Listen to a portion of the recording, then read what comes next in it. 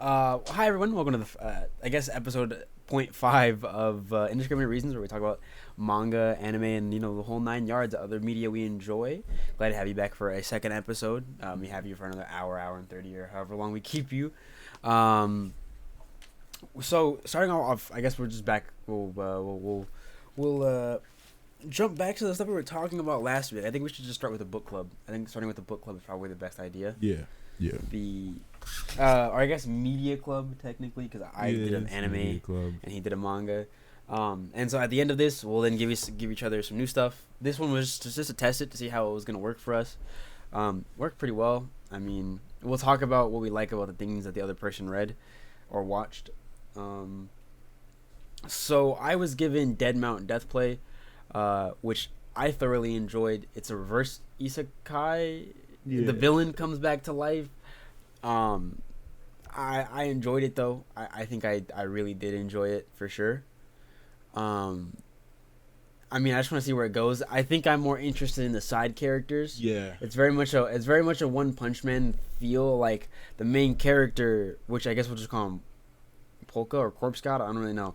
We just say Corpse God because one of the side characters is Polka. Is Polka. Polka is one of the side characters. He's a little shark. Love Polka. Polka's great. Yeah. Funny little shark. But Corpse God is just this all powerful being who could like wipe the planet if he not necessarily wipe the planet. He needs magic and he has some limitations. Yeah. But you're more worried about the side characters like Misaki. You're more worried about everybody else. Misaki is dope. The grandpa from the Shinomiya family is dope. All the assassins from the Shinomiya family are dope. The cops are dope. I mean, Clarissa. Don't even have to talk about Clarissa, dude. Nah, bro. Nah, you don't really have to. So besides that, I enjoyed it. We'll probably keep up to date and talk about it more and more as time progresses. It just has 6 episodes, currently 7 or 8. It's at 8. It's at 8. So if y'all are interested in Dead Mount Deathplay or Reverse Isekai, it's pretty good. I would suggest giving it a try. There's only 8 episodes right now. It's quick, and you kind of don't. I mean, the Phantom Solitaire. I'm so excited to see what he's gonna do. Definitely. There are so many characters driven by these cool goals and philosophies in the show that either contradict or Polka or Corpse God is some way gonna intersect with them. I think that's cool. Another interesting thing I found with it is that it's a lot sillier. It's a lot sillier than I thought it was going to be after the first couple episodes. Because I was like, oh, yeah, this is some serious shit. Like, this is serious. Like, crazy stuff's about to happen. And then, like, Polka's soul gets put in a shark. Like, come on. Like, I mean, the sister who loves sharks. Yeah. The weird Chinese assassin ninja boy. The show, it just never takes itself seriously. Like, it takes itself just seriously enough that it's, like, good. But it strikes that balance where, like, it can be silly. It can just be some silly mess going on. So that's my review of Dead Mount Deathplay. There wasn't like a whole definitive series that I can give y'all like a review, like a 10 out of 10 or something on. But as of right now, I give it like an 8.5. I'm excited to see where it goes.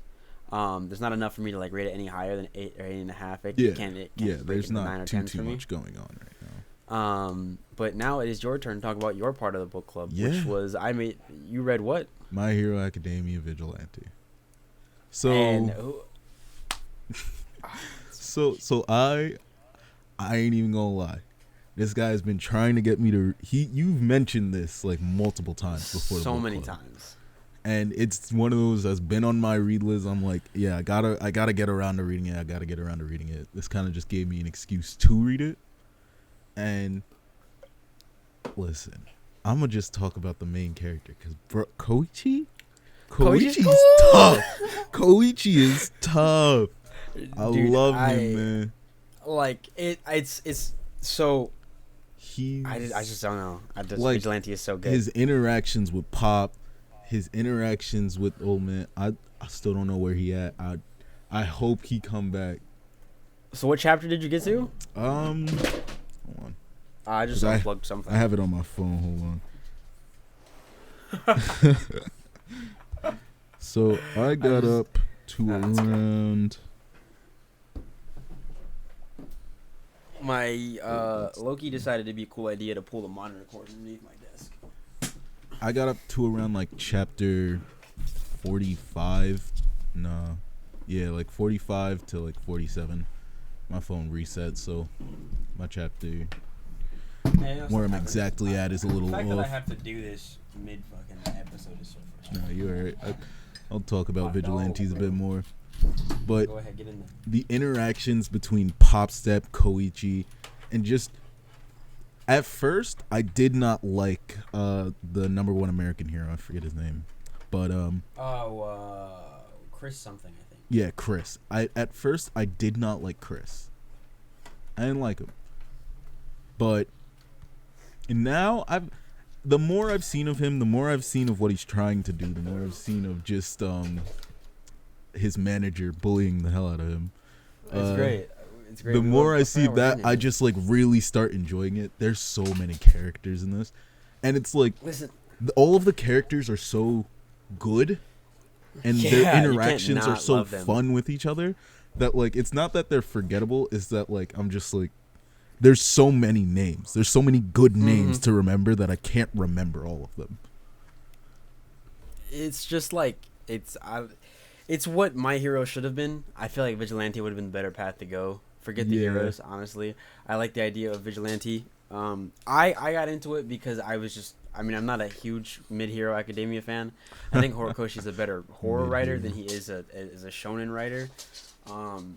But this is a cool idea. This is probably what he originally wanted to do. It is such a good idea. But they were like, no, give it to someone else. Let someone else write it and do the art. Yeah. And man, the writing is just significantly better. It's just better. Like, listen, I was a My Hero Academia fan. Like, from the moment season 1 dropped, I was always so big into My Hero Academia, right? I can say confidently the writing for Vigilantes is just better. It is at such a higher level. Yeah. Number 6 makes such a good villain to like a good foil to Koichi. Really is, yeah. Just like Koichi not wanting to be exactly like the old man, but the number 6 wanting to be like the old man, wanting to be O'Clock. It's just interesting. And for him to be like, so he is the precursor to Shigaraki. Yeah. Which I think is really cool. And this manga definitely does a better job of showing you the emotional and mental manipulation that All For One puts his test subjects through. Yeah. He never gave number 6 a name. It's almost like from Monster when Johan's dad didn't want to give him a name. It's kind of like that. You don't give a child a name. You don't really give them. They don't have emotion. They don't have personality. They don't have something to define them as like a person. You dehumanize them, basically. You dehumanize him. And I think it was just so cool. It was just such a, and I mean the line whenever number 6 is like, I just step into the speed for a second. I just tap into it, but Koichi lives. Dude, like it's just, bro, it's. And Koichi's evolution is just so much cooler than Deku's. It's so fun because Koichi's evolution really is just like him finding new ways to use the same power.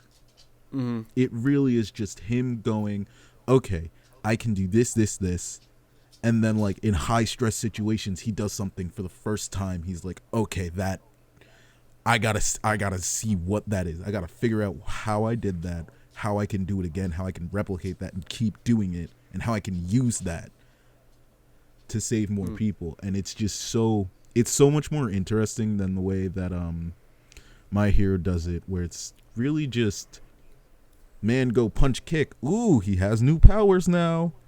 Oh my god, his arm is broken. His arm's broken again. Like Koichi faces life or death situations on a daily, and that's what makes him so such a good vigilante, such a good character. He faces life or death. He's kind of like Spider-Man. He faces life or death situations. In Koichi's case, it's really he doesn't have like some great power. He doesn't. Like he doesn't have. He makes it into a good power. Yeah, he crafts it. He hones it. Kind of like what Luffy did in the first parts of One Piece. Yeah. Like, bro's just rubber. he figured out what are you how supposed to do use with that? Yeah, he just started punching stuff real hard. Figured out if he took his arms farther back, he punched even harder. Like, Deku was just given these things because he's the vessel of One for All. Mm-hmm. Like that, I've never liked Deku as a character. I don't think Deku's a bad character. I don't think he's a crybaby either. I get it, he cries a lot or whatever. Yeah, he's just that's not his problem. He's just like a John. He's just like a what I forgot to call John Sawyer or whatever. He just gets. I mean, yeah, I guess he has to struggle, and he went through the whole like Dark Vigilante arc. Yeah, but none of those points were emphasized. You never really get an inner working of Deku's head. I think it's a very, very far shortcoming. I feel like his dark arc, his vigilante arc, was him at his best, and that I have to agree. That still doesn't even touch Koichi. Like that still just doesn't touch Koichi. It's not even close to on par with Koichi on a day-to-day basis. Yeah, like Koichi is I don't even know. Listen, if you haven't read My Hero Vigilante, we don't obviously want to get too many crazy spoilers in until, he's only chapter 45, so we don't want to talk about too much and ruin it. So we'll kind of leave it there. Just, next chapter we'll talk more about Vigilante next week when he's caught up more. I think y'all should also read it. That's just me being a fan of it. I don't know. There's so many things I want to talk about, but it's like I can't talk about him yet. I kind of have to wait it out for him to catch up. And so I won't have a recommendation for him this week for a book club because my book club recommendation is just going to be to just finish Vigilante. Yeah. But I think he has one for me. I do. Because you said that you wanted to watch this. I did. I did mention I wanted to plan. I wanted to get around to it at some point. So I'll give you that excuse to watch it. It also gives me an excuse to watch it because I also wanted to watch it. Nichijou, My Hero Your Life. Like, listen, I haven't watched it. I'm going to be watching it. I haven't. It seems fun. It seems so fun and funny. I've seen clips of it. Every clip I see of it is so funny. I mean that and like. Keep Your Hands Off. It gives me very much Keep Your Hands Off of Isaacin vibes, and I absolutely adore Keep Your Hands Off of Isaacin. Yeah. We've got our producer and editor over here playing Mortal Kombat Armageddon. What's going on with that? Mortal Kombat Armageddon. Damn. Look at that. Okay, we can no distraction. Right. No distraction. Yeah. Okay. All right. Next up, we're gonna go ahead and hop into the daily chapters, and then. Or should we do the fun stuff at the beginning and then go to the chapters, or should we get the chapters out? Let's go to the chapters first. Okay.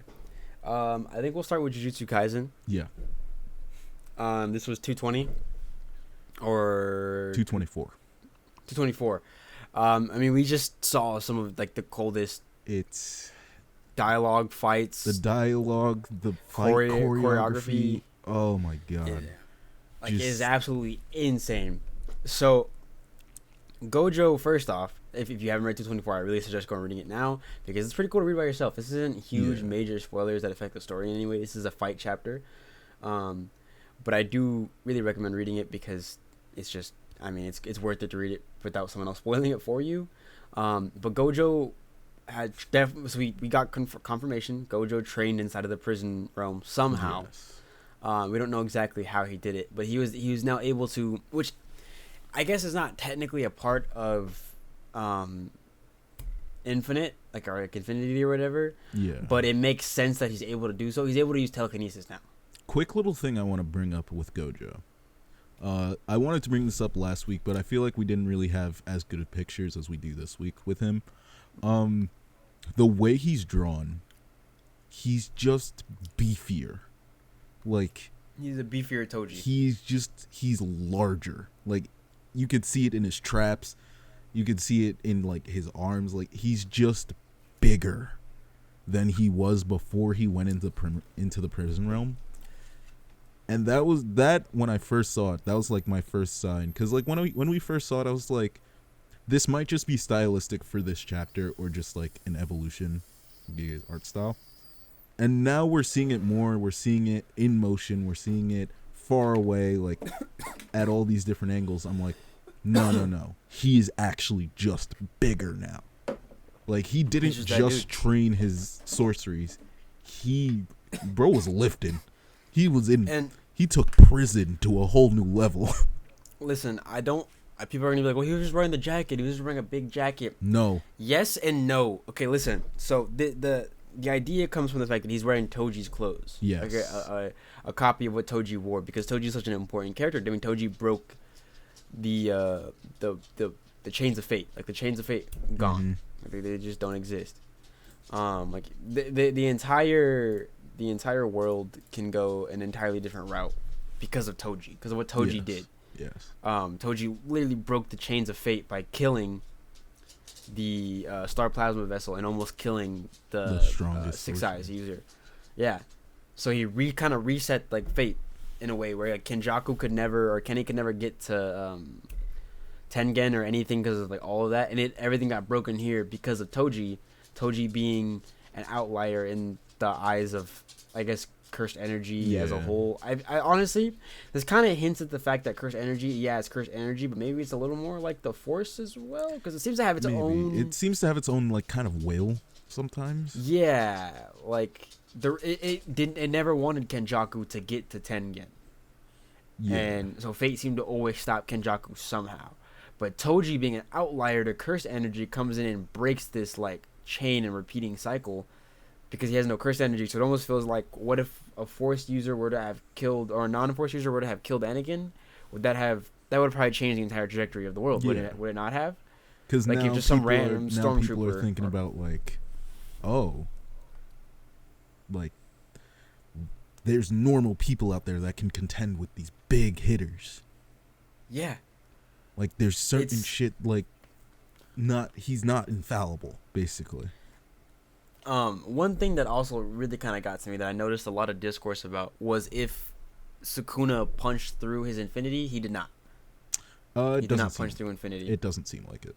It really doesn't seem like he did. No. Gojo's a person who can fight at a level far higher than humans. I'm looking and there is no right listen, there's no Maharaga wheel. He hasn't fought Maharaga with infinity before. Like, there's nothing that indicates that. It's because Gojo turned off his infinity, pulled in Sukuna. I mean, he surprised Sukuna. You can even see. I'm looking at the chapter. I'm looking at the exact panel right now.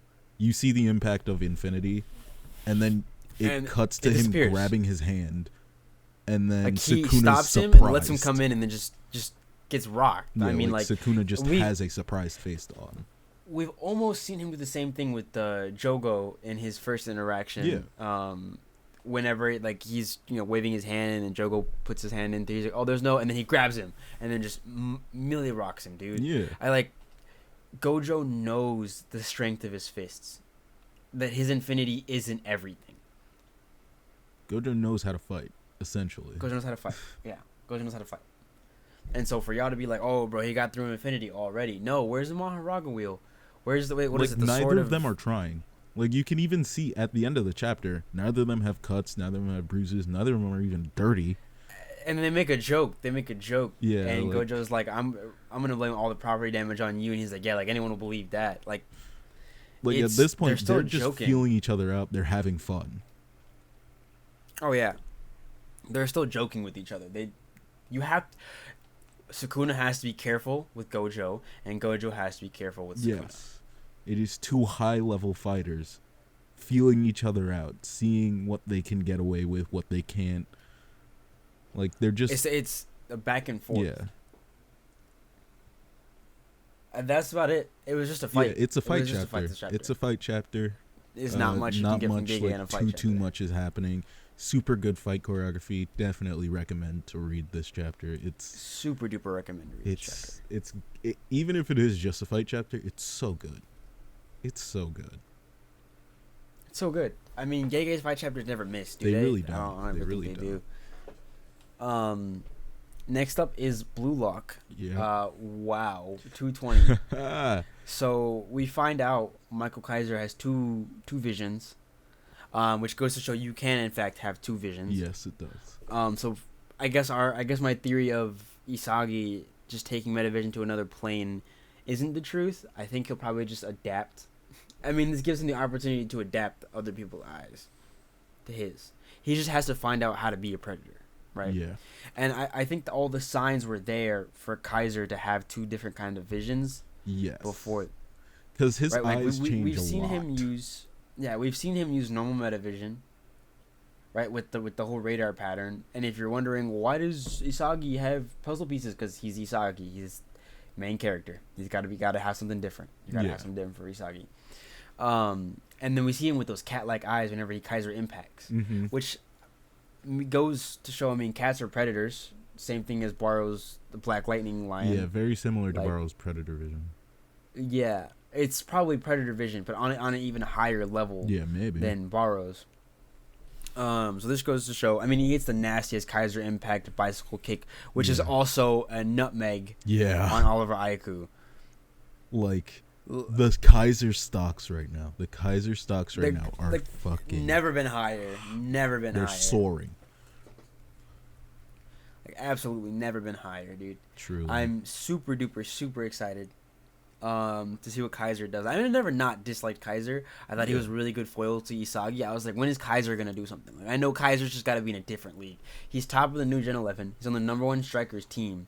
Like, there's a reason for it. Like, there's a reason for it. Not just because he's German. This chapter I think what Noah is French. So yeah, I'm pretty sure he's French. But this chapter needed to happen. We needed to see a chapter where Kaiser just absolutely shows why he is him. And this gave me more than I could have hoped for. Cause I was high on Kaiser already. I was just like, you know what? Kaiser's probably taking it slow. He's looking for his opening. He's got Lorenzo on his ass at all times in this match. Like, of course his production's gonna go down a little. I wasn't expecting this. I wasn't expecting him to pull out the bicycle kick Kaiser impact with a nutmeg. He had an extra title for it. I think it was called like the Bastard or something like that. I can't speak German. It's like Beinstuss something. I can't speak German, but it's German for nutmeg. Yeah, very cool, very cool. It's gonna be super sick when it's animated. I think that's about it for this episode. I mean, Isagi is now probably gonna move on to a devouring Kaiser a second time. Yeah. It'll probably take him a few chapters, maybe one more match or two. I don't know. But that's definitely Isagi now has his next step to being better. The more I'm thinking about this, a lot of chapters recently have just been not simple, but like there's not a lot going on. It's very like one thing happens, and this thing is like pretty big. Like for Jujutsu Kaisen, it's the continuation of Gojo versus Sukuna. It's just a fight chapter, but it's like really good. For this, it's a Kaiser chapter. It's a Kaiser chapter. You know when it's a Kaiser chapter, Kaiser's gonna pop out, score a goal, do some crazy shit. Like, it's beautiful. What more could you ask for? I don't know. There's nothing else. There's nothing. I mean, we got teases and hints to what Isagi might do to advance, but it was mostly just a Kaiser Flex chapter, and I'm okay with that. I'm okay with just a Kaiser Flex. We needed to be shown that he is still #1. Him, yeah. Does this mean Isagi loses?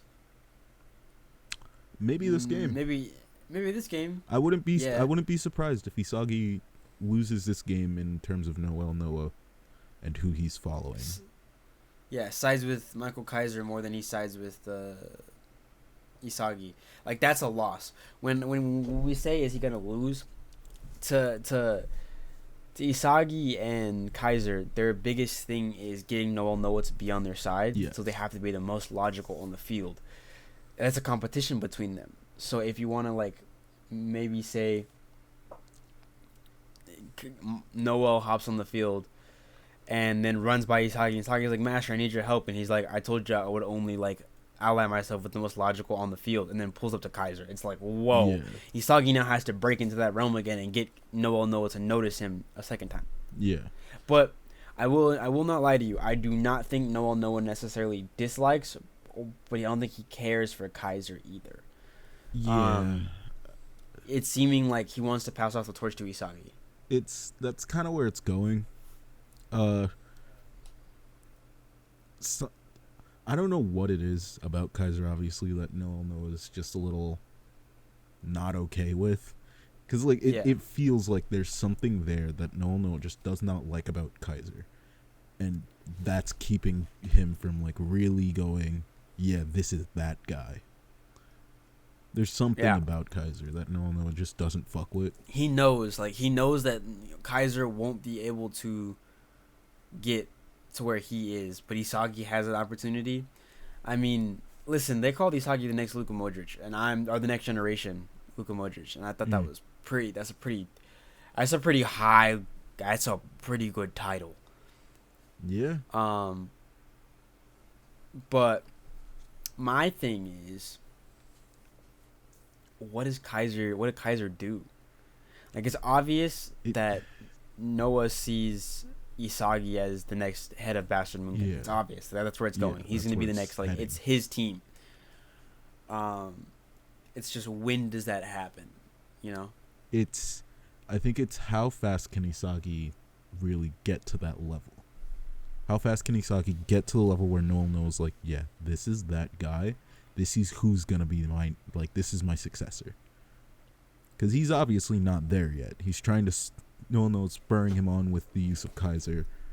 But it really is just, can Isagi get to that level quick enough that Noah is like, yes, okay, my feeling was correct. This is that guy. Yeah. Because he's even said, Isagi, like, grasp onto this, like, new power, this new vision. Mm-hmm. It'll lead you straight to me.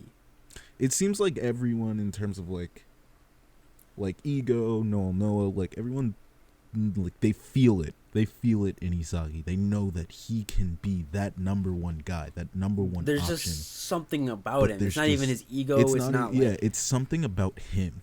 Like, it might be his adaptability. It might be something else. Like, his insane spatial awareness. Who knows? It's just something about him. Everyone, all of, like, the coaches, adults, like, stuff like that come into contact with him, they're all like, yeah, no, this is that guy.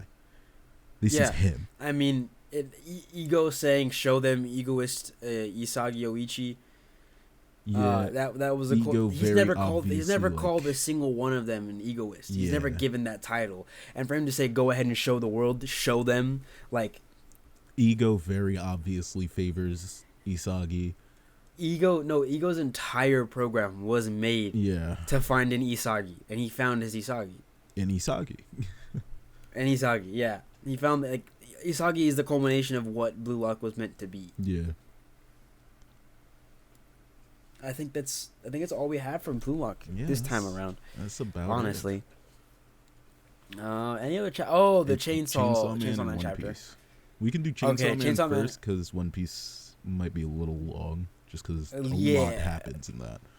A lot happened. Okay, so Chainsaw Man, we have now met Famine. Yeah, Fammy. We still don't know who the other Chainsaw Man is. The second one who gave him the bike. Yeah, we don't know, but we now know that, like, that Chainsaw Man has a reflection of Denji's powers, so Denji should technically be able to make anything into, like, some sort of vehicle. Yeah. You should. This might have just been to add chainsaws to damn near anything. Yeah, this might have just been Fujimoto being like, "Oh yeah, by the way, Denji is schizophrenic, and this is just like his inner voice telling him all the powers he can do." Which it might not be. I don't think it is. I doubt it.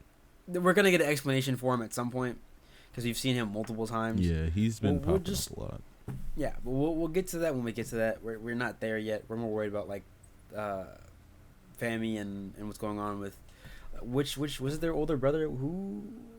It's Famine. Hold on. Famine, War, Death. Famine, War, Death, Pestilence. Control. 4 horsemen. Oh yeah, Famine, War, Death, Pestilence. Those are the actual 4 horsemen. So we know that Pestilence is the one who had the prophecy. Mm-hmm. Which means his powers have something to do. And you get, like, really the interpretations of these characters is really cool. So Fammy's powers are not that of making you hungry or anything weird or killing crops. Yeah. If you are starving, she can control you. Yeah, she can control you. Devil, human, doesn't matter. If you are starving, she can control you.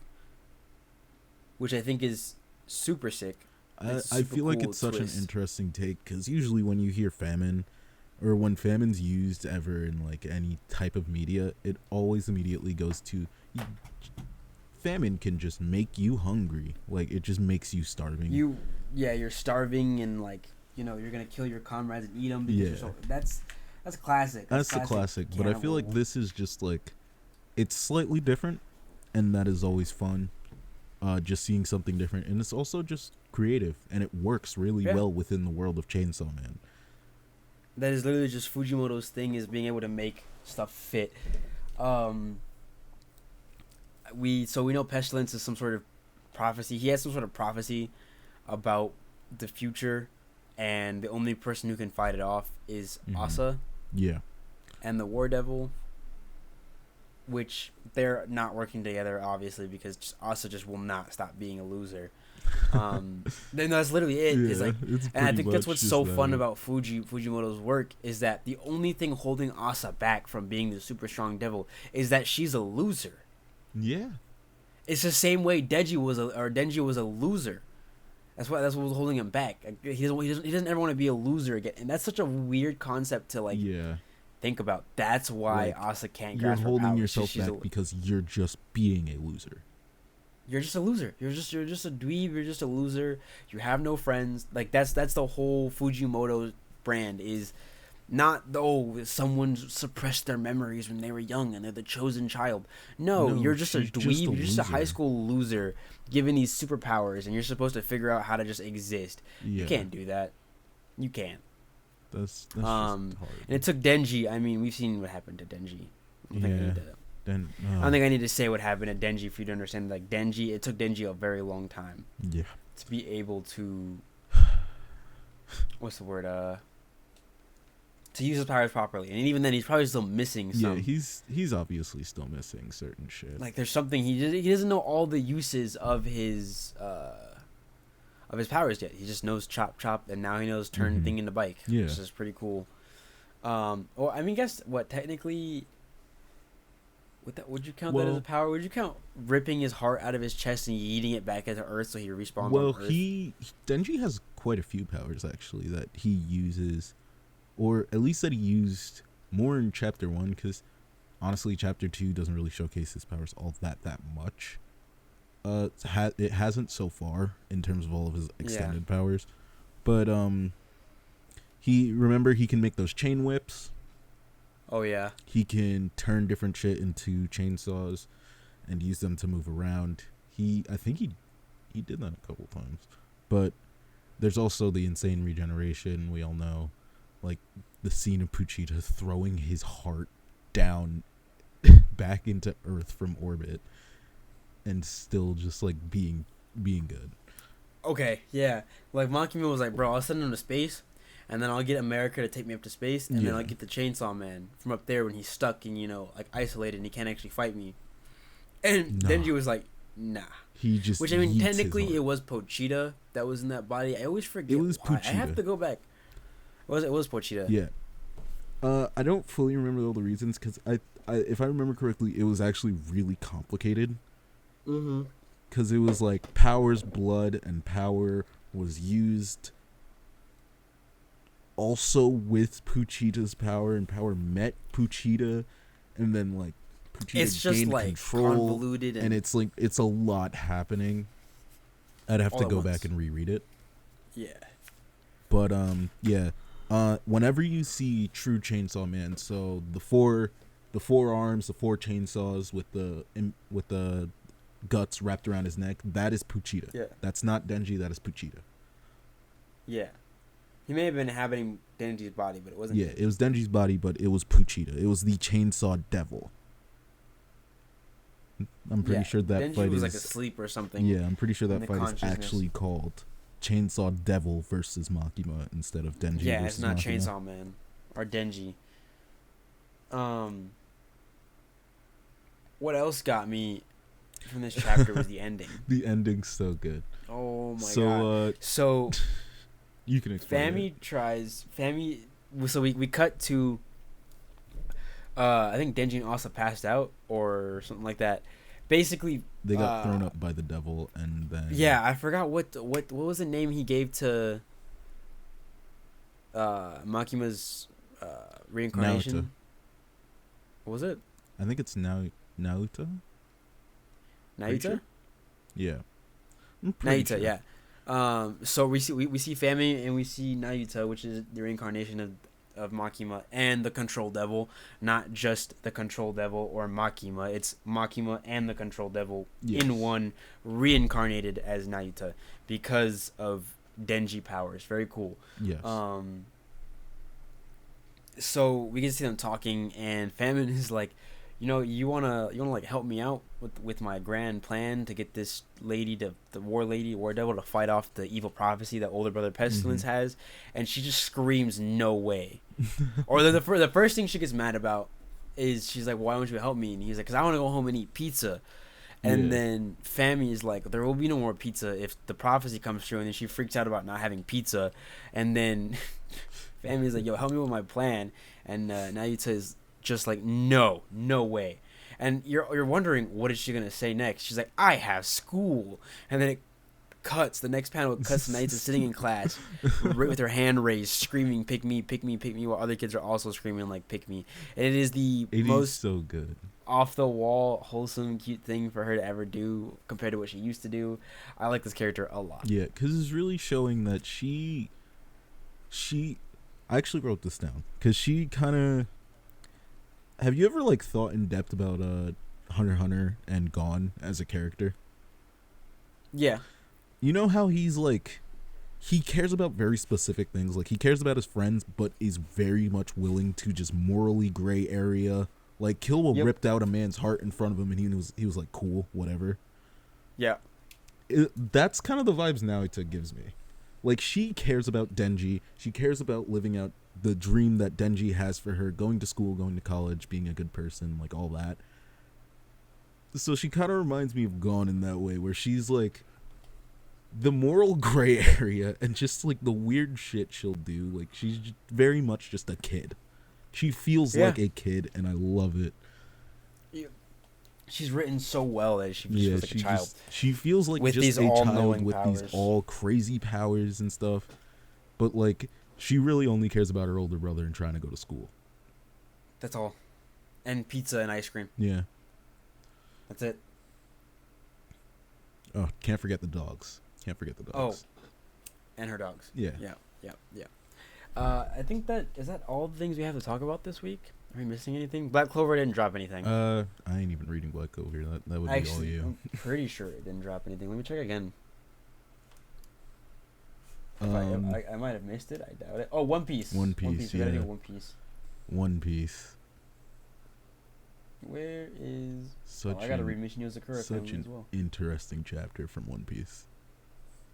Very, very intriguing. Oda's definitely, he's giving us some interesting stuff. There was, in fact, not a new chapter. We were on a 2-week break. So we will have... I think so. I think this is an old chapter. 360?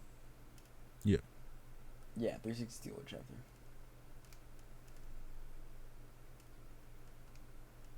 Yeah, so... Yeah, that's not important. We figured that out last week. Yeah. Let's hop on to One Piece. Yeah, we can. Wow. There's so much here. And...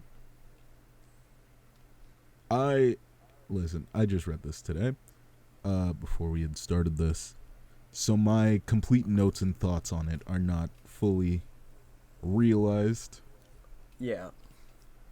I'm a scan guy, so I was there day of scans, and I also did read the translation. I kind of flew through the translation. Viz has been kind of missing for me in One Piece recently, so it's really worth it for me to like really study it. Wow. So we now know that... Okay, let me preface this one more time. If you're here, you're probably already either caught up with the manga or pretty far ahead in the anime. This is still major spoilers. I say major, I mean capital M major. Not just big. Like, these are major spoilers to the story.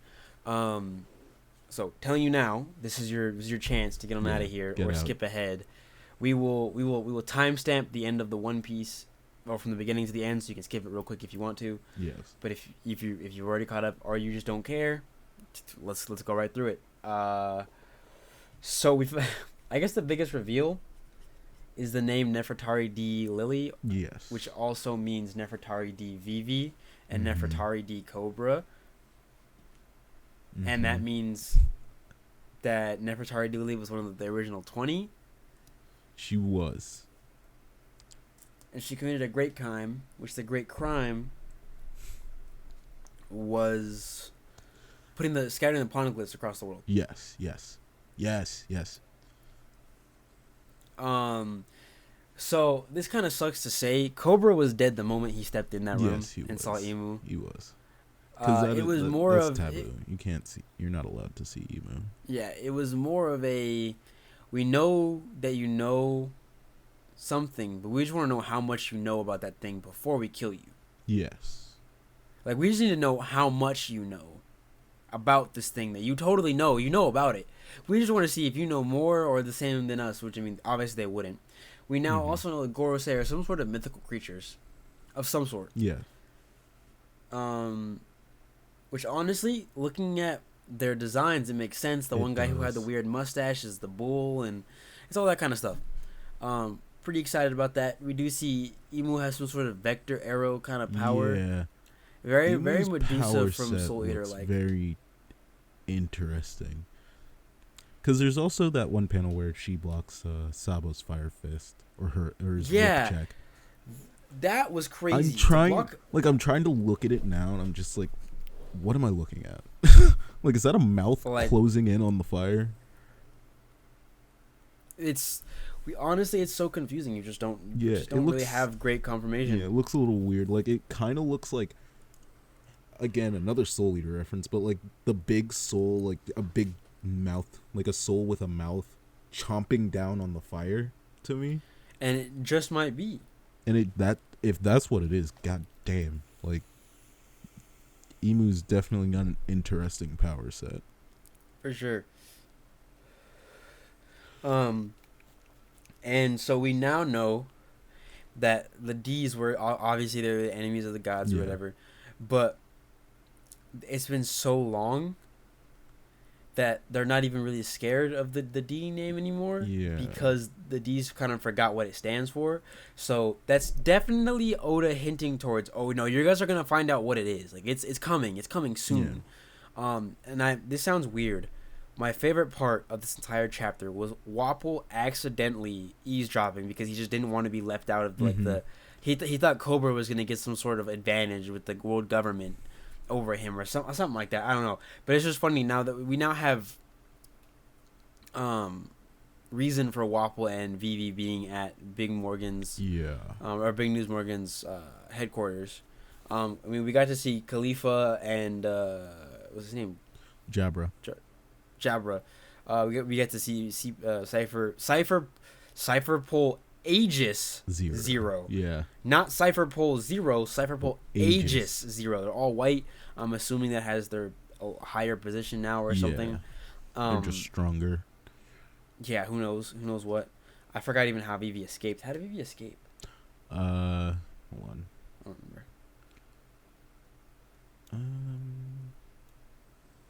Basically, Walpo runs in and like eats her. Oh yeah. Yeah, Walpole does a seagull move and puts her in his mouth and runs away with her before anyone can catch her.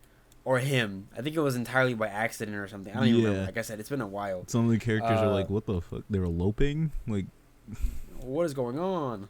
It's great. It's hilarious. What's happening. So, does this mean that Luffy and Vivi are cousins? I don't think so. I don't think so. They might, just be distant relatives, whatever. In some way, shape, or form. Maybe the 20 Kingdoms. Yeah, Who knows? Like very, very distant though. So it's like not. I don't think it's that their familial connection isn't all that important, realistically. Yeah. We find out that Ace tried to give Sabo the D in his name. Yeah. So it would have been Sa Di Bo, which spells out sad boy, which would be the brother of Joy Boy, which is a pretty cool thing. I think that Oda meant to do that. I really think Oda meant to do that. I think Oda knows what he was doing when he did that. But that's is that about it? That's about it. It's a lot of. Honestly, this chapter sets up a lot. And it reveals a decent amount, obviously, but it's also a lot of setup. Yeah. Like, this is a lot of good information. Okay, what are we doing with this information? And that's what's coming next. So, yeah, a lot of setup and like major chapters this week, but I think One Piece was the most groundbreaking, and even that is a bit more of just like lore setup type deal. Yeah, it's very, very, very much just a setup for bigger stuff coming down the line. It's been a very fun week though for manga. It has been a very fun week. I don't know if it had setup chapters. We just had fun chapters in general. Yeah. Don had a good chapter. I really enjoyed that. I'm also, I'm obsessed with Don now. It's my top 3 of like all time. Kind of crazy. Yeah, and the grandma, man. The grandma, man.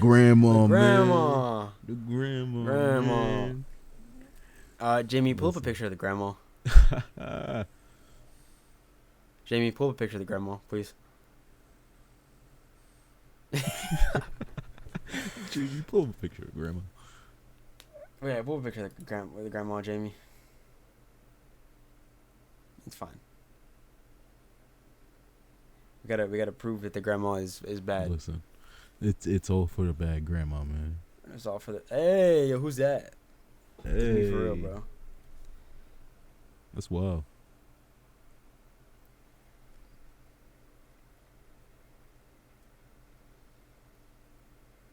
My fault, bro. General, go to general. No, I tagged you.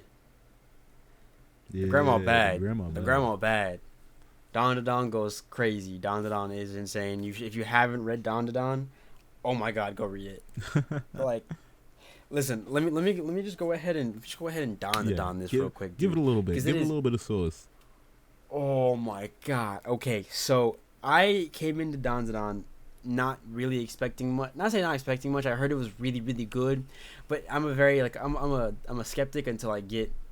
You could put the grandma away now. You're good, bro. I'm a skeptic very much until I read something myself. You can also put the Mortal Kombat away. Okay, I'm a skeptic in and of myself when it comes to reading something. I started off reading it, and I immediately fell in love with Ken and Momo's like weird, awkward relationship. Especially, I like the idea that Ken Takakura is the name of Momo's crush, and then Ken Takakura goes to school with her and says lines that he says. It's just really funny. It's really funny and it's enjoyable. It's a fun thing. And it's got a lot of references. I went into it knowing that this was Fujimoto's ex-assistant, and this gave me such a bigger perspective on it because I've recently read Bakuman, which is a manga / anime by the guys who created Death Note, and it goes over 2 young manga artists, and they have assistants and stuff, and their assistants get stories as well, but you can see Muto Asaharigi's influence on his assistants or on their assistants' like work, and so reading this, knowing this is Fujimoto's assistant, having just read Bakuman, it goes. I could see it in my head. I could see how he probably ask him, "Hey, is this chapter kind of funny?" And he'd be like, "This is great. Yeah. This is off the wall. This is zany." Don never once lets you sit still. That is Don. Like 1 minute, Ken is fighting Turbo Granny, and then Turbo Granny is a lucky cat who has the power of luck. Like the luck can either be good for them or bad for them. Like they're fighting a giant kaiju and a giant Buddha mech, which is literally a reference to like Hashirama, but then they give him a tail, which is a reference to Tiger and Bunny, but then they also give him Kamina glasses and he does like a pose. Like, oh dog, my god. Every single main character, his powers are so cool, are so interesting, So interesting. Mm-hmm. Ken being able just to go all out and go fast, and the way he fights is by headbanging or bowing because he's not good at punching. Yeah. Gigi and the evil eye, like using soccer, like the soccer ball made of like evil energy, and I mean the evil eye is just so funny. He's a child. The evil eye gives me the same vibes as Naruto. Oh, wait, really? It's great. Yeah, oh, he's great. He's so funny. I gotta hop on that, man. He has a Kamehameha. It's great. I mean, Kinta is that weird nerd who turns the house into a robot because he's just watched so many Gundam anime so that he knows exactly how to fight with one. Like, he's been preparing his entire life for this. And it's just such a weird, off-the-wall, zany story. Like, 1 second they're fighting ghosts and yokais and spirits, and the next second they're being kidnapped by aliens. They have to fight aliens from a different planet. And the aliens want Ken's balls, or I guess Okorun, if you, depending on what you want to call him, if you forget. His name is also Ken, but also Okorun because of Momo. They want to steal his balls because they'll allow them to invade Earth. Like, it's so wacky and zany, you want to see what's coming next. Like, you're never scared of a power-up being a power-up, and you're like, oh, dude, this is going to suck. Another power-up, another Saiyan power-up. No, every single power-up and power that you get is always zany and wacky, and it's just so well tied to the character, you can't not love it. And the character design is great. The fight choreography is amazing. It's not, like, always perfect, but that's not what Dandadan is about. It's not a Jujutsu Kaisen. It's not a Baki. It's not a Kengan Ashura. It's not looking for, like... It's a zany, wacky, almost Gurren Lagann-esque. Like, it's got Gurren Lagann in it. It's got Chainsaw Man. It just takes so many of these different ideas and themes and does them well. It's its own thing while taking inspiration from other things and showing love and respect those other things. Hey man, that's hype. I need to pick that. I need to pick that back up. If you haven't read Dandadan, please go read it. If you want more of a detailed opinion of when I was just fresh off of reading it, and you do decide to join the Discord server, which will be a link in the description, as well as all of our socials. I kind of forgot to plug all of that in the preamble. I'll do it at the end. Yeah, we can do it at the end. I have a section in there where I rant about things and stuff I like. You can go find that if you really want a more detailed explanation on it. I would like to conserve some sort of time for y'all today, at least not keep you here for another 2 hours like we did the first time. We just might, though. Who knows? Yeah, we're around 50 with this next part, for sure. So I had a idea that I really wanted to do for this podcast because we're just a bit behind in terms of like what's happening with the manga world, in terms of like everything's getting released tomorrow, not today, or like it usually does. So we're just a little bit behind. Nothing we can really do. Yeah, it's out of our control. Yeah, so I wanted to talk about our top 5 fights in anime manga history. Now, mind you, this is not a specific 1, 2, 3, 4, 5 kind of thing. It's just they can fluctuate. Some of these could drop out, but these are honestly they're pretty stable for me in terms of it. Sometimes they fluctuate depending on if I reread it or not, and I'm like, oh, I forgot how good this one. Mine are so aggressively unstable. Like I think I have like around 9 fights listed like on a piece of paper, and any of these fights can just switch out randomly throughout depending on the hour. So we'll start from our number 5 going up because it doesn't really matter on the place too much. Yeah. Except for my number 1. My number 1 will forever be my number 1. And it won't make sense until we get there, and then you'll hear me talk about it, and you'll be like, yeah, that makes sense. So Anthony, what was your number 5 on the list? So for my numbers 5 right now, I'm just gonna say that final fight between Makima and Denji. You know, the one in the graveyard. It wasn't much of a fight per se, but a lot. I love it. I love it so much. Just the way Denji outsmarts Makima, the feelings he has after about it, just everything that fight is just, it's so aggressively emotional in a way. Because, like, Denji loved this one. He loved her. He thought that she was looking at him the entire time. All of that just to find out that, first of all, she wasn't looking at him. She didn't give a rat's ass about Denji. She killed all his friends. She wanted to purposely give him a good life just to take it all away from him. And for him to come out and use the fact that she doesn't care about him. She thinks of him as a breeze in the wind, maybe even less, against her. That for me is just, it's so good. And some of the sentences, I can't recall any of them exactly, but some of the stuff Denji says during that, it's so good. It's just so good. It's so good. Hold on, give me 1 second. I forgot something I wanted to make a nothing about. Okay, I'll just put this down here. I guess it's time for my number 5, which I honestly just accidentally messed up my list, so we'll be okay though. My original number 5 is Adam versus Zeus. Honestly, you'll probably see a bit of a trend with these fights. It's kind of funny. Adam versus Zeus is my number 5. It is not saying that's where it belongs or whatever, or up and down. Like I said, there's no real order for this. Yeah, I just think Adam versus Zeus is such a good fight to start him. Like, I think the Lubu versus Thor fight, very cool fight, but it kind of makes you meathead in a way. It gives a lot of meathead. But Adam versus Zeus gave me like hope to wake up for the next day. Yeah, like it made me want to stand up and Adam keep versus moving. Zeus made me want to be a better man. It made me want to be for real. I'm gonna talk a bit more about that because Adam versus Zeus is actually coming up on my list. Okay, yeah. So whenever we get to his Adam versus Zeus, we'll really dive into it. So your number 4 is Adam versus Zeus. Look at that. Okay, We're back at it. Here we are. Right where we started at. Oh my god, the brass knuckles, the brass knuckles, the copying all of his punches, the final stand, the line. What excuse does a man need to fight for his children? Like, come on, that's so hard, dude. So hard. Listen. I have a soft spot for brass knuckles in fights. Definitely. Purely because of one manga. This one is in my I think top 3 nostalgic of all time on a read. Like, it just made me feel like the love in this was Holy Land. Holy Land is up there. Holy Land is up there for me. I think it's probably number. Yeah, I wouldn't say it's top 3. There's a difference between top 3 shonen and then top 3 like other manga. Other manga, Holy Land is top 3 for sure. But oh my god, I forgot what his name was. Not the main character. There's another character. He's called the Charisma of the Streets. Yeah.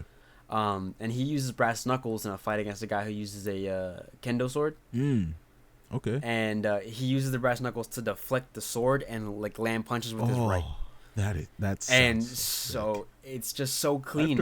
I was like, I never thought about using brass knuckles like that against and he's parrying. Blows that are coming at like in a matter of seconds, right? Like kendo swordsmen are insane. Yeah, like kendo swords are crazy. A flick of a wrist to us is like, oh, they'd move their wrist, but to them they've made like 2 or 3 moves in that one sword like wrist flick. And so for him to be able to use brass knuckles to like parry it and then hit him with like hooks and stuff was like the nastiest thing I've ever seen. Everyone watching thinking he was gonna lose. Man is like fighting to like the end. It's just so good. It's so good. And so then to see Adam use brass knuckles and fight until he was like he was dead for a little bit. Like he was dead for a while before the fight stopped. Yeah. He was still swinging. Just on willpower, on instinct, fighting for his kids, man. Like, I'm not even gonna lie. When I first read that fight, I was standing up with the audience. Like, I was giving a standing ovation in my own room. I got up out of this chair. I was just like, I can't. I have to give it to you. Come on, everybody, let's give our father a standing ovation. Yep. And then all the humans stand. God, and I was like, let's go. It was so good. It was so good. Giving me goosebumps just thinking about it, man. Abso-freaking-lutely, dude. All right, what's your number 4, man? my number 4. This one is coming. This one is a manga specific. I'm pretty sure it's already in the anime, but it's manga specific. It is Baki versus Biscuit Olivier when they're in the prison. Oh my, yeah. That one purely just barely because missed my list. I liked Biscuit doing that whole ball thing, but then the Vagabond references, the Musashi references are just crazy. The Mio and Musashi references. Yeah.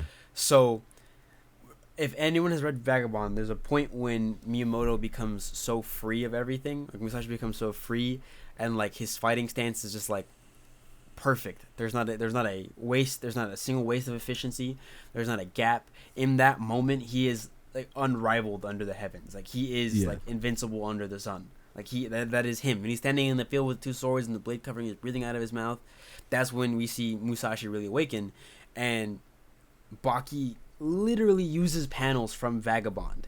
In the actual, like, if you get the Baki volume, there are Vagabond panels that like match up, like with the stance that Baki is holding and the stance that Musashi is holding, because that is the evolution of Baki. Like Baki becomes so free and so powerful all at the same time. He just feels everything differently. He's like a different breed of fighter.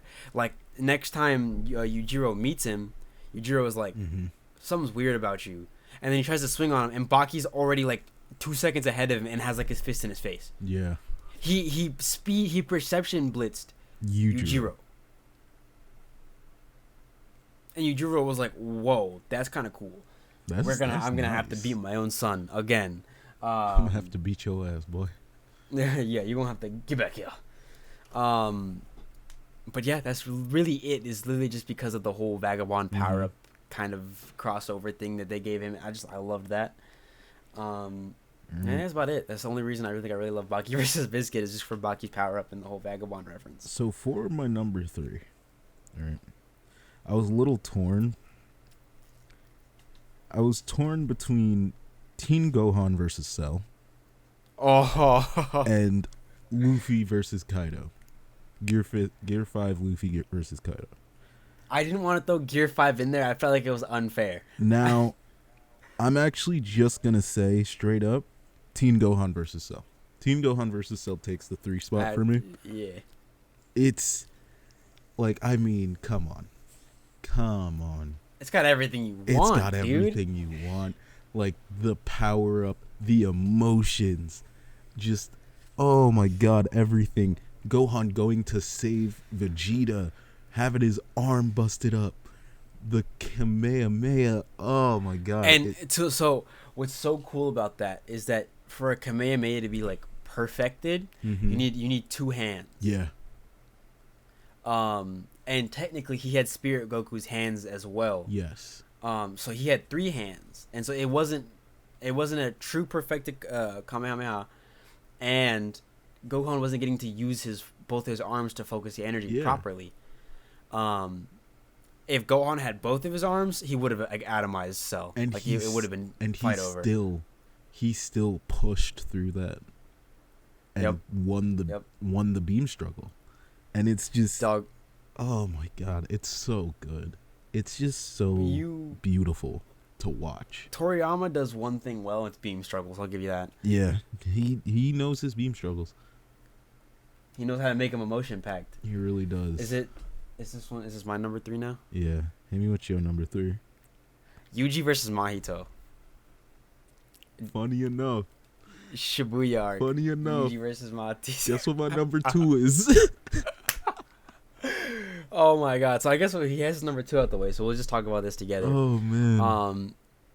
Yuji versus Mahito. Oh my god. Oh my god. It's so beautiful. The I am you speech. I am you. Oh my god. The rabbit and the wolf. The rabbit and the wolf. Like,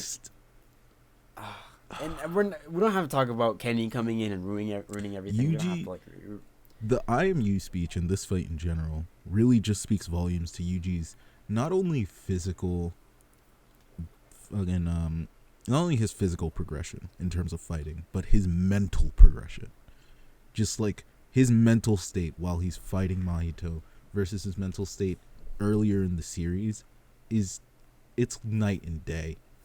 It's absolutely so just the things that he's seen, the things he's had to deal with. This is fresh off of Sukuna killing hundreds of thousands of people. This is fresh off of watching his best friend have his hand chopped off. This is fresh off of watching one of his other best friends have her face blown off. This is right fresh off of watching Nanami die. And he breaks. He breaks. And I know this sounds weird, but I love just watching a character break down. It's a whole different feeling. And I think that's why Jujutsu Kaisen and Yuji have been so honestly important. This sounds really, really weird and kind of I don't know if I might get a little bit slander for this to say. Yuji Gege has helped so many young men. Like, oh yeah. Even in myself, watching I'm gonna sneeze, Jesus Christ. Watching Yuji stand back up after he broke so many times and finally just giving in to the suffering and like letting it build him, it taught me something. Yeah. I think Yuji versus Mahito, and Yuji as a character, he teaches me something. He teaches through everything people. Like, yeah. Through everything I've been through all like the crap and the blah blah blah, like with trauma. We're not on a podcast of trauma dump here, but Yuji breaks so many times and stands right back up that it showed me that me standing back up isn't a bad thing. I'm not being headstrong. I'm not being stubborn. I'm doing the best I can. And you know what the thing with Yuji? I'm gonna bring up Spider-Man because this is like the big part of why a lot of people like Spider-Man. The big thing with Yuji is that, like, yes, he is special within his universe, but he's a bit closer to just like the regular person than Spider-Man than anyone else is. So it's like seeing, it's really cool and it's really like uplifting to see Spider-Man stand up over and over and over again after having like all of what's happening to him. But it feels a little closer to home watching Yuji do it, and it really because Yuji is gets that message. An 18-year-old boy. Yeah. Or yeah, he's 18 now. Yeah, he's an 18-year-old. He's about 18 now. Yeah, 18-year-old dude who's cursed by his grandfather's wishes for him. Mm-hmm. He's cursed by his own bloodline, his own mother, who is Kenny. He's cursed by Nanami's words, which, I mean, it kind of sucks because Nanami literally was like, I don't want to curse him with anything I say. But by saying, you got this from here, he cursed Yuji. Yeah. And if you're wondering, well, where's the curse at? The words of curses don't necessarily have to manifest in like a Rika kind of way. Yeah. A curse can be, which is why I tend to think that the curse energy is more like the force. Yeah, it's a bit more sentient. Because you're never gonna see, like, Reggie curses Megumi. He says, like, what does he say? I can't wait for fate to toy with you, boy. Yeah. And like and then, I mean, fate proceeds to toy with him. Yorozu's in Sumiki's body. Mm-hmm. Then Sukuna takes him over, and then Sukuna kills Yorozu in Sumiki's body with Megumi's powers. Like, fate is toying with Megumi. So Yuji's grandfather saying, "Oh, you make sure you like help people." Like, he has to help people now. He has to. That's it. Just a quick thing right before we go into your number 2. I feel like Yuji standing up as many times as he has will hit even harder if we see Megumi break similarly and not be able to do it. If that makes sense. Like, just to kind of normalize that little bit of like, it's okay to break and not be able to handle it, but it's also like commendable to break and be able to handle it and rise from that.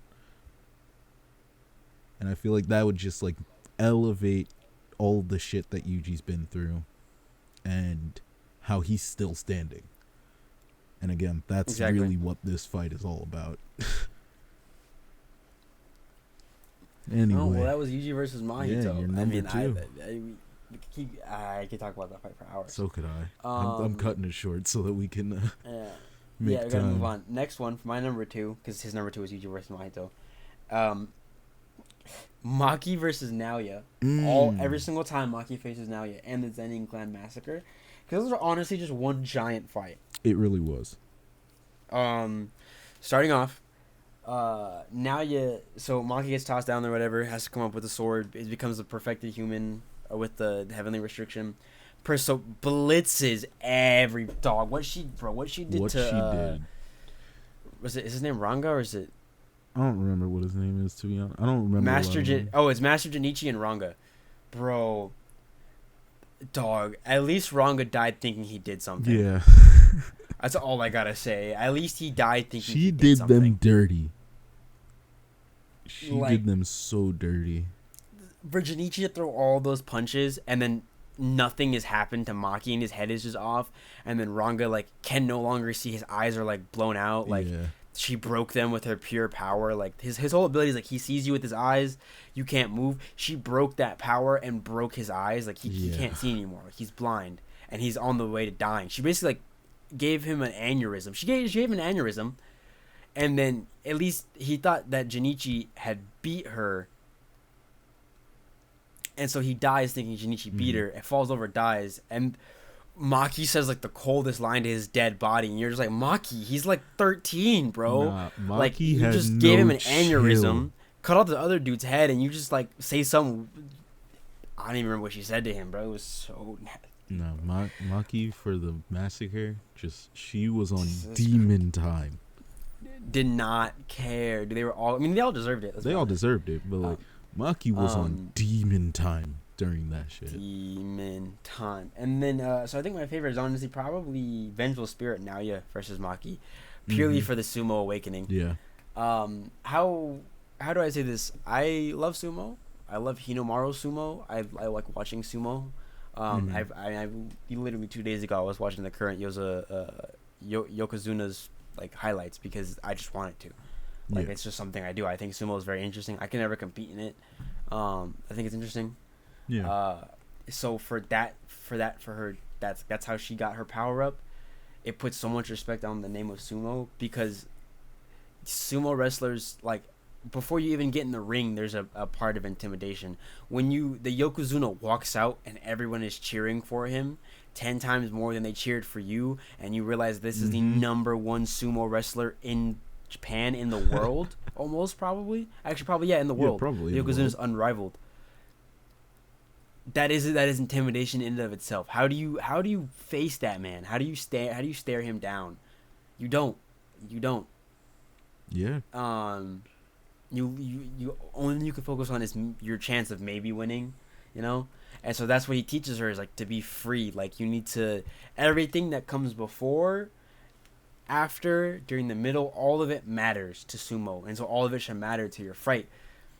I mean, dog, that entire, I mean, the one line, I guess you could, if you want to include samurai and sumo guy, that's just more add-ons for me to like say this is a dub fight, bro, because I mean, I'm so sad we're not getting this is going to be in Culling Games a lot later in, so I hope we have a narrator for Culling Games. Yeah. Because the line with the samurai Daigo? I think, I genuinely don't remember his name.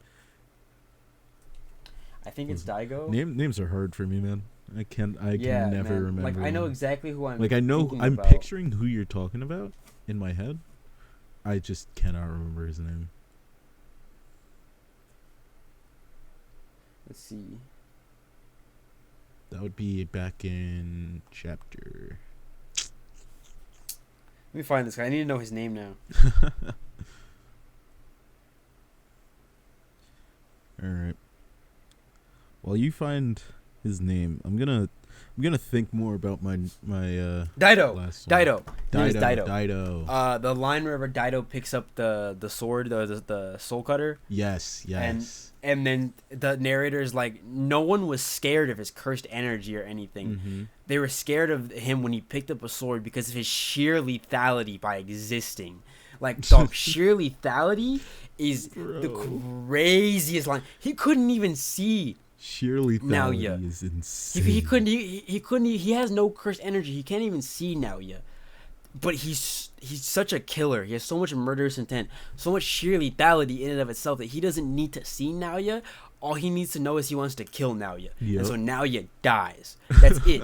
His sword cuts what it wants, when it wants. Because that's what he is as a person. He is sheer lethality embodied. Yeah. And that line is gonna go so cold if they have a narrator, bro. But they probably won't. So we'll just keep moving. All right. Your number one. See, this is where things get hard for me. Cause on my list. Listen, I'll give you some time to think about it. No. I can pull up some. I'm thinking Grunbeld versus Guts, right? The first time Guts uses the Berserker armor. Yeah, you didn't think I was pulling that one out, did you? I'm surprised. This fight. Just the fact that it goes from Guts getting the ever-living shit beat out of him. Like, bro stands no chance. None. And then he gets the Berserker armor, and he has to... now he's fighting a two-pronged attack. The mental effects from wearing the Berserker armor... actually, no, three-pronged. The mental effects from wearing the Berserker armor. The physical effect of just fighting while in the Berserker armor. And just fighting Grunbeld in general. Just all of that culminated into one, and just the sheer exhaustion and the mental state he's in at the end of that fight. Really, I don't know if you can tell, but all of the fights on this list, I like them less for the actual fight, but more for what happened after. Like, more for what it did to the character, how it changed the character. Yeah, that's definitely a lot of our lists. It's very much, except for Adam versus Zeus. Adam versus Zeus is purely just the fight, but that's just how good that fight is. For me, Adam versus Zeus is pretty interchangeable with Hikari versus Kashimo. Yes. We'll do an honorable mention. We'll toss three at the end of other fights we like that just didn't make it in our top fives. But yeah, Grunbeld versus Guts, just it was also I want to perfection, dude. I want to say it was like not that I was like bored with Berserk, but it was one of those fights that, like, I was reading Berserk, I was going. I'm like, damn, this is really, really fucking good. But by this point, I had already knew what Guts' arsenal was, so I was like, when are we getting to the Berserker armor? So I'm like, this is all really fucking good. But like, I want what's there. Like, I know it's there. I know it's there. I know it's coming. I want it. I want to see how it's treated, how it's written, like what's happening with it. And then just to get that, and it was done so well. It's just chef's kiss on that, man. Perfection. All right, is it my number one this time? Yeah, it's your number one. This is coming out of left field, and no one is ever gonna expect this one, like ever. God, what are you about to give me, bro? Life. It's Magna versus Dante. My number one fight of all time, locked in, hands down. Is never gonna change. Magna versus Dante. Okay. Magna's one of the coldest characters in Black Clover, and yes, he is. I know he wasn't super strong, but I loved Magna and Luck as characters. Yes. But for Magna to just stroll in there, and Dante's like, bro, who is this bug? And Magna, listen, the Soul Chain deathmatch is the craziest power we've ever seen in Black Clover. It's the most creative. I haven't seen this fight. I haven't read this fight. Okay, so I'll go ahead and explain it, right? So there's the time skip where everyone goes off to learn, and Magna can't really evolve any more than he already has. Like, it's been proven. Like, it's been said, he just does not have the capability to get any stronger. That's just how the hierarchy of the world works. It's just how much magic he has. But he can concentrate those magic into, like, magic circles and stuff with the help of the mask guy. What's this? Starts with the Z. Zora. Without Zora, so Zora teaches him magic circles. And because of Magna's pure guts, he's able to make the perfect circle that will allow him to fight somebody who's stronger than him. Yeah. So he links your soul with the soul chain, which is like a thing he created. Yeah. And y'all both get equal magic and equal power. So if you have more than him, he takes some of yours and you get equaled out. Exactly, like down to a T. Oh my god. What? And so then you just have to throw fists with them. So if you back up too far or you yank the chain out, you lose your soul. So you become a lifeless husk. Right? And if you lose the fight, you lose obviously. But like if you're trying to back out of it, you lose your soul. Like, so Magna is staking his soul, his entire like well-being. It's not like just dying where you can get revived or something crazy, right? Like his soul is gone. This is Tabata saying, if you back out of this fight, you are no longer part of this universe. Your soul disappears. There is no bringing you back, right? They brought the elves back because the elves' souls still existed. No, your soul does not exist. There is no reincarnation for you. Oh my god. He's willing to bet that on beating Dante because he knows that no one except for Asta and Yami have the willpower to match him. I don't even think Yuno has the willpower. I think Yuno wouldn't have been able to do this. Yuno wouldn't have been able to. Pretty boy princess who gets everything would not have been able to do this. Okay, I hate Yuno. Hell no. I despise Yuno's. I've never been a fan of Yuno. No, never. So he knows that the only two people who might be able to outguts him is Yami and Asta. Yep. And so he's standing there, dog. He's trading blow for blow with Dante. God. And he hits the cleanest just downward strike on Dante and knocks him out because Dante is not used to having not near infinite magic power. So Magna knows how to control his better. Yeah. He also doesn't need magic to punch or regenerate. He'd rather just take the punches and punch you back. Magnus is he's an inboxer, bro. Magnus is just an inboxer. He just steps in and starts minking him, dude. And he also has brass knuckles, by the way. He makes brass knuckles out of fire, which if you haven't noticed, brass knuckles seem to top a lot of my list. That's cold, bro. And he just puts it across Dante's face and knocks him out. Says the coldest line to Dante. Or no, man screams from his soul. Hold on, let me go ahead and pull this up. Let me pull this up. Pulling it up. I'm pulling up the Dante versus Magna fight purely for the fact that like I need y'all to see Dante like this scream. Bro.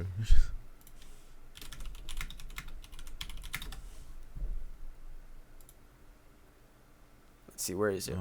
They have a good picture of it. Here, we'll put this over here. Do that. I gotta find the one where he screams. Yeah.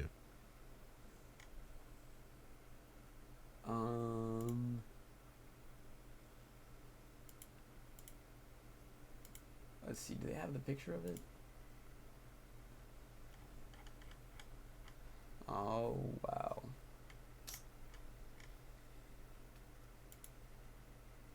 I'm trying to just find the picture of him screaming because it's just like it's such a good picture. Yeah.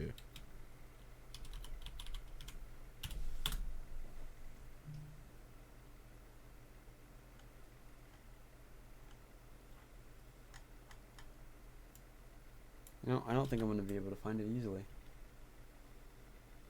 Oh, here we go. Okay, we'll just pull this one up. Oh, I guess not. Okay, well, this works. So you can see my first screen. This is... Oh. Open image, a new tab. This is right after. And you can see Dante on the ground, the chain disappearing in his chest. Like, oh my god. Magna placed... This is a scream from Magna's soul. Yeah. Like, this is Magna screaming from hhis soul. Like, absolutely screaming from his soul. Like, he just beat one of the what are they called? Are they called the trio? Devils of Kigaroth or something like that. They're called the Devil Trio. What did you call them? The Devil Trio. Yeah. He beats one of the Devil Trio, Dante, who was putting the hands. The Triad. The Dark Triad. They're called the Dark Triad. The Dante just put the hands on... who did he just put the hands on? He was just beating some... He's just winning. He's just being Dante. He has gravity magic. He was going to win. My God. To see Dante lose like this to Magna, who's one of my favorite characters in Black Clover...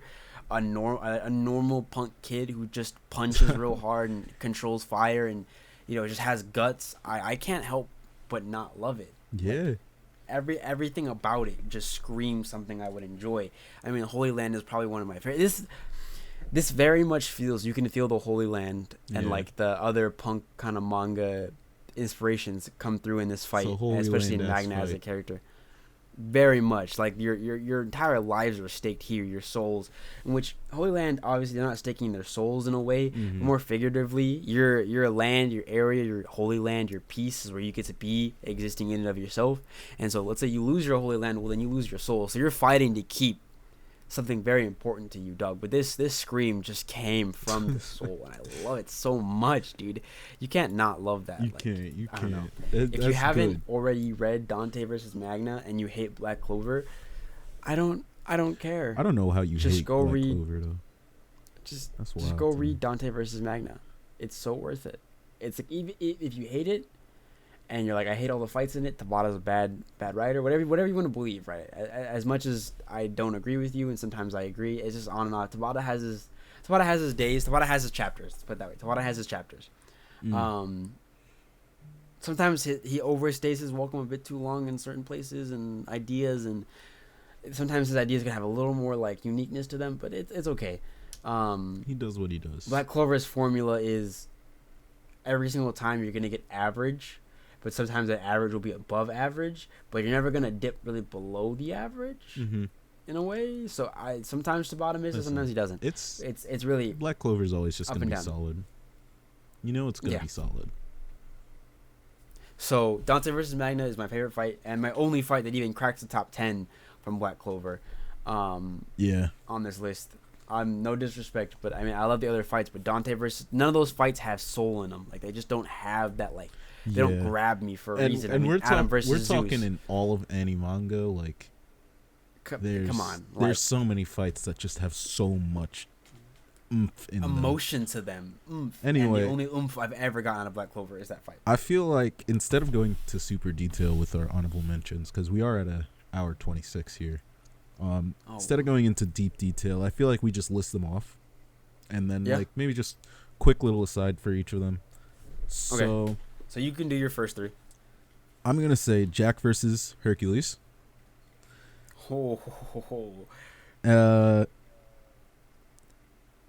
Biscuit versus Baki.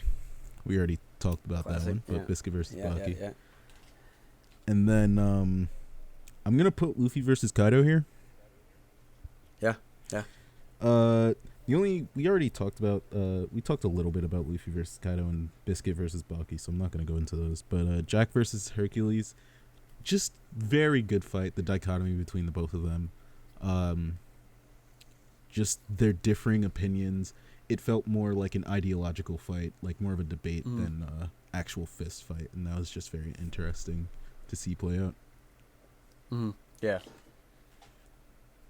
So my three. Well, this is gonna be a little bit crazy. Oh wow. Okay, so Kashimo versus Hikari. Listen, I'm a meathead guy. Not all the time, especially when it comes to like video games and that like fever you get when you're doing good and there's a chance you're losing. But like for example, if I'm playing Doomfist on Overwatch and I'm diving the backline, there's a chance I'm gonna get slept or die or mess up. But it's that chance of hitting a 3-piece with your ult or like punching real hard and clearing the enemy team solo. That gamble is always just 10 times better. I've always been that like rush forward, find the next good fight kind of person.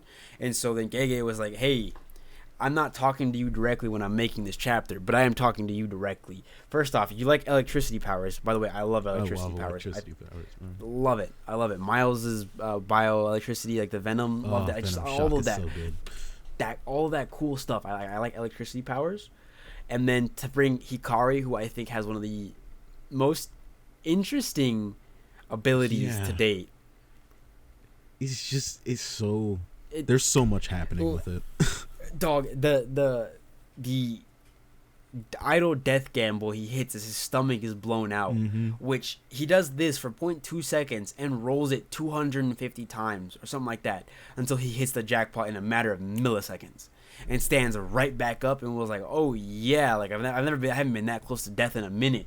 I'm like, yo, so you just used to be doing this shit on the daily, bro.